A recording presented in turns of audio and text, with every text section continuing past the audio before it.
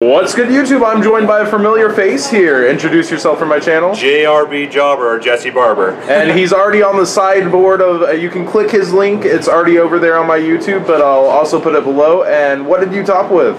Top 16 with, I don't know what you want to call it, Turbo Floodgate. It's Qliphort, Demise, Qliphort, whatever you want to call them. Alright, let's get into it. Alrighty, so of course we got the one Scout, one Monolith, double Stealth.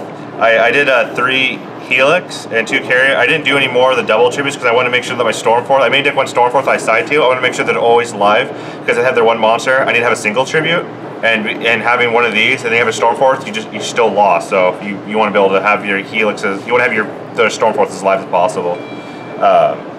For the spells, you got a double Summoner's Art, one Upstart Goblin, and the MVP card. This one, it's like basically so you have 4 Upstarts because this deck.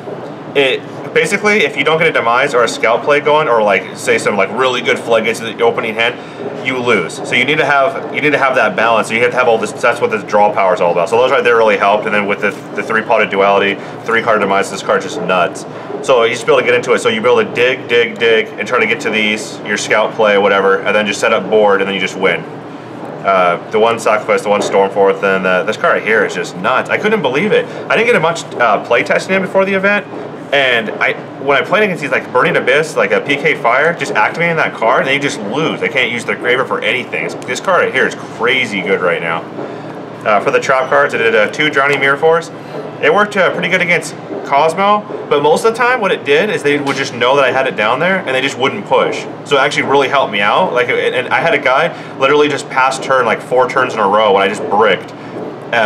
With this, I didn't even have one of these set, but he was so afraid of it, he wouldn't put his board into it, so that was really nice.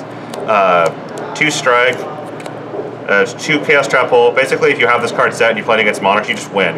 It's that easy. 3 Rivalry. It's really good against Pendulums. Not the Odd Eyes one, because they're more spellcasters, but the other one. Burning Abyss, Monarch. That card's super good. I did the 1 Soul Transition, because you open with more than 1, you want to cry. The 1 Skill Drain. It's basically like a Fetus Chain, Climate Change, Warning, and Vanity's Emptiness. I guess we'll move over to side? Yeah, let's get into it. Alright. Really straightforward. 3 Iron Wall, 3 Massacre Strict. The Huge Revolution is over. I drew it a couple of times, and when I did draw it, it was really good, but I would never want to use more than that. I mean, I understand there's a lot of people that are siding cards, like Twin Twisters have to blow up the back row and everything, but I mean, you can stop those with like MSTs, Helixes, and things like that, and they don't always draw it, and if they don't have a combo play, it doesn't even matter. So just one, I feel that's all you need. I played against 2 mirror matches, and I resolved this against all of them, one guy twice in one game. It's an absolute blowout. You just pop both their scales, and then all 3 of their back row, and then the game's over. I decided 3 Mystical Space Typhoons for when I'm going second, so I can be able to pop their decrees. Or like what I was saying, like let's say they had Full House or a Twin Twister, they'll just set it, you just pop it beforehand, and then I just did 2 Stormforce, so I would have 3 against Cosmo, and they just auto lose. They'll have their monster out there, it's activate Stormforce, they're like, oh okay, I tribute it off, and then just set up, and then it's over.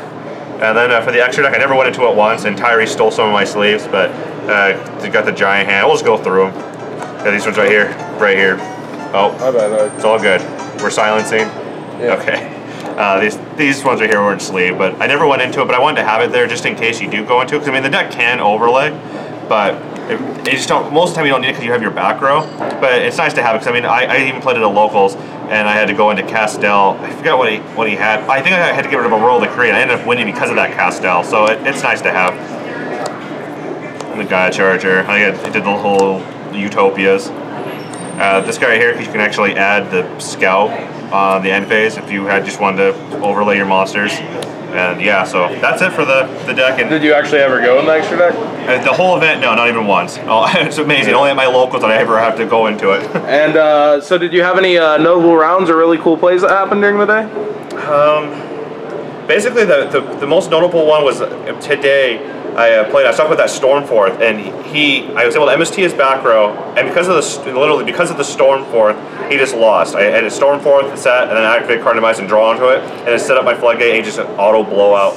I also Rivalry is just insane. I played against 2 Cosmo decks, and they just scooped game 1. I would see they were terraforming for their Crossbow Town. I would just activate Rivalry, and I just asked them, do you have an out for Rivalry? And they said, oh, I don't know. And one guy just auto-scooped when I flipped it over, and the other guy went one more turn, and then it went back over to him, and he's like, oh yeah, I don't even have a way around this card. And he's like, yeah, so he just scoops. Because the card, they had it ruled for this event that if you had a Psychic on the board, so say a Farm Girl, you couldn't reveal a Psychic from your hand and then special on a big ship. You can only do Psychic for Psychic, so they can only go into Dark Lady. And what's that? I think the monster's attack is like 2,200, and it doesn't do anything to this deck at all. So they just neg1 to put a monster that's slightly bigger on the board, and it doesn't matter because my monsters are all bigger than it. And any shoutouts? Team Jobber, of course. Got a House of Champs, Robbie Cole, Eagle Fan. I think that's it. All my friends, everyone at home. Thanks a lot, man. Thank you so much.